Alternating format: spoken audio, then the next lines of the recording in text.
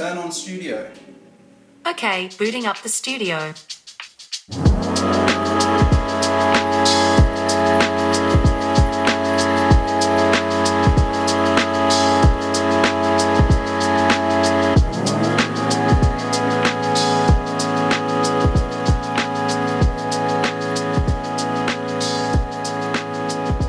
What's up YouTube, enzea here, and this is my dream desk setup for music production.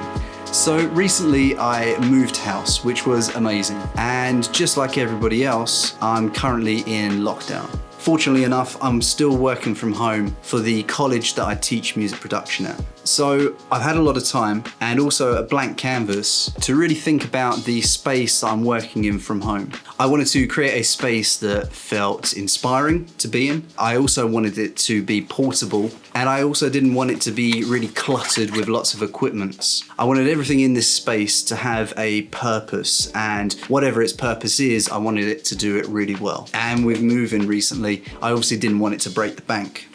The bank's broken.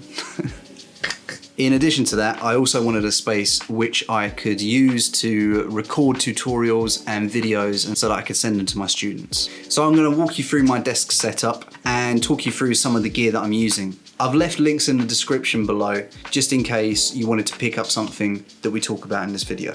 Okay, so let's start with the desk. After searching far and wide for a desk that was big enough to accommodate both my monitors and my studio speakers, I eventually settled on the Ikea desk hack idea, having been inspired by countless videos on YouTube.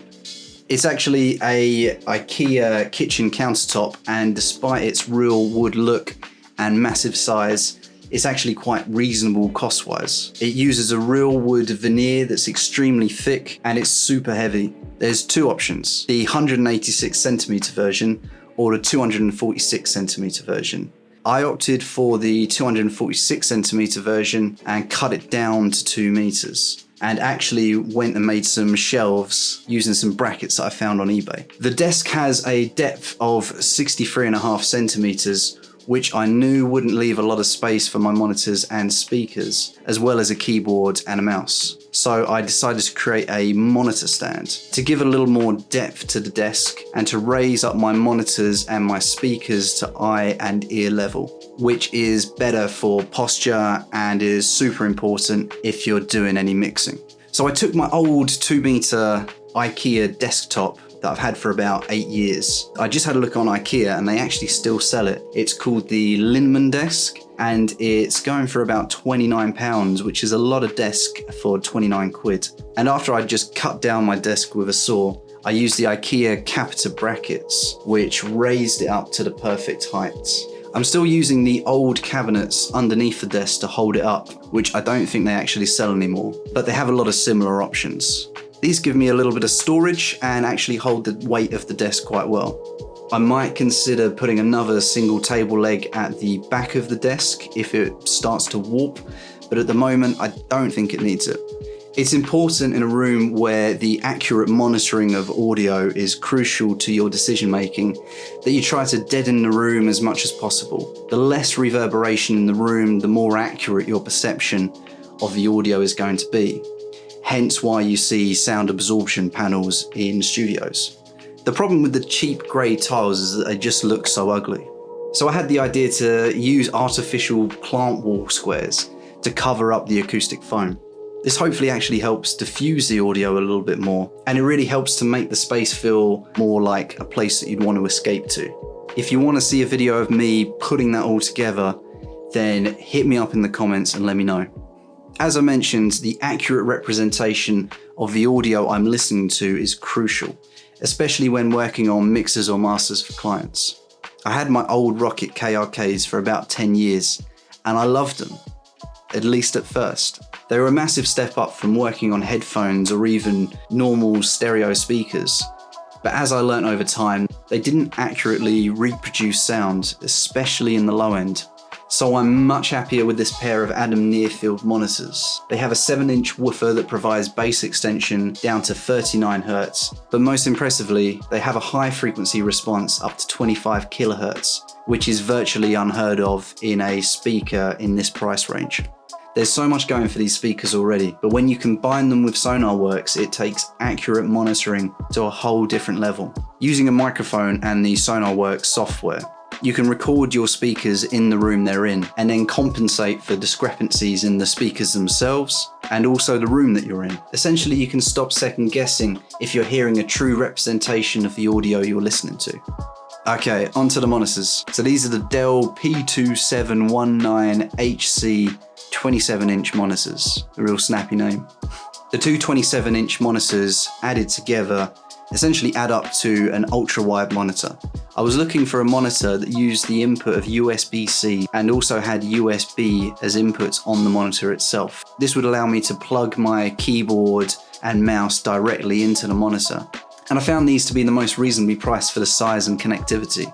I actually got them refurbished and it saved me a bunch of money. So I'll leave a link down below where I found them. The monitors charge my MacBook Pro, but I still connect a power adapter into my MacBook because there's like a hum on my speakers when it's not plugged in. So that's something to consider if you're looking at buying these. Okay, onto my MacBook Pro, which is a 15-inch 2.9 gigahertz quad-core i7 with 16 gigabytes of RAM and 500 gigabytes of SSD. I use this lacy external drive for extra storage, which means I can keep all of my sample libraries and virtual instruments off of the machine itself. I bought it back at the beginning of 2018 and the logic board got fried in 2019. Some of the USB-C ports stopped working, it wouldn't boot up, and it went into this mad critical update cycle of doom, which trust me was no fun. Luckily I took it to the Apple store and they replaced everything but the screen, which I was okay with. It's got enough power to run a ton of plugins in Logic and Ableton. Talking of software, I've been using Logic Pro for over 10 years, but I've recently moved over to Ableton, and I gotta say I'm loving it. I'm also a big fan of Isotope, Native Instruments, and Output, to name a few. And when I need to run, I can just chuck it in my bag with that external hard drive. Now, when my students ask me what audio interface they should get, I always recommend Focusrite. This little red box is the Focusrite Solo. I love the sound quality of the preamps, and the tiny size of this interface means it can sit directly in front of me, giving me quick access to the volume control and mic and jack input. Yes, it's only got one mic and one jack input, but when I'm at home, I hardly ever need more than those inputs. I do have an old Focusrite Pro 40 with a total, I think, 20 inputs and 20 outputs, but it's big and bulky and I want to keep the desk as minimal as possible. So I said recently that I'd moved from Logic to Ableton, and this thing with all the buttons lighting up is Ableton's own Push 2, a controller for the software that makes sequencing beats, sampling, and even performing a heck of a lot of fun.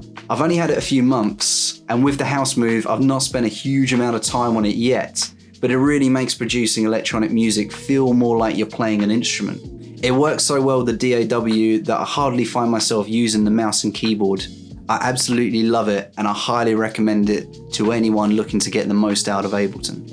So the keyboard I'm using is the M32 by Native Instruments. I did have a larger 49 key MIDI keyboard, but it took up so much room on the desk. This is a micro-sized keyboard controller with transport buttons that allow you to play, stop, record and loop. It also has 8 touch-sensitive rotary knobs and a keybed that's of a similar style and weight to a synth keybed.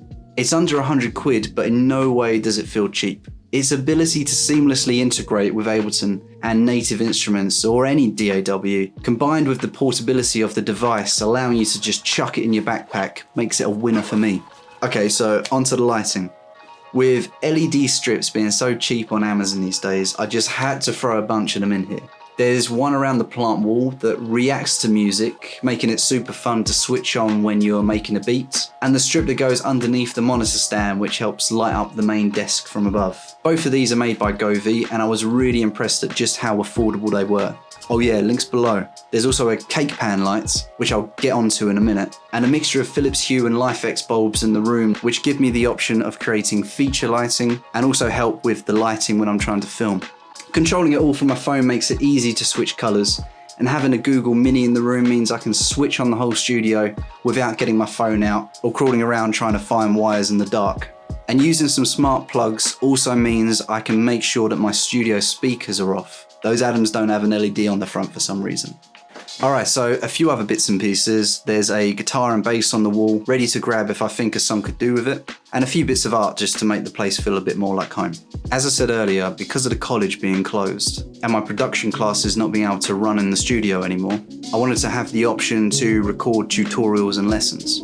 So I decided not to put up any curtains, but instead went with a blackout sheet so I can control the lighting in the room. Being new to all the filming stuff, I looked online for some lights and stumbled across a video by Daniel Schiffer. This is where the cake pan light was born. It was really easy and actually really fun to make, and I'm super happy with the results.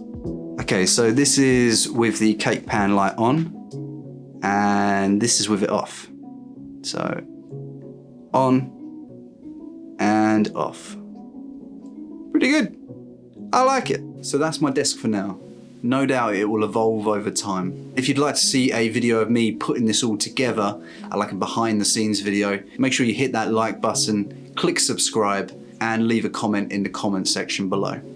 All right, thanks for watching and keep safe out there. Hey, turn off the studio. Okay, I've turned off the studio. Would you like a bacon sandwich? Ah, yeah, go on then. 旅も嬉しいの嬉しい可愛いよ。ほんのいいよガストバイポトッポトッ嬉しいできたの愛せばベルダサの挨拶となって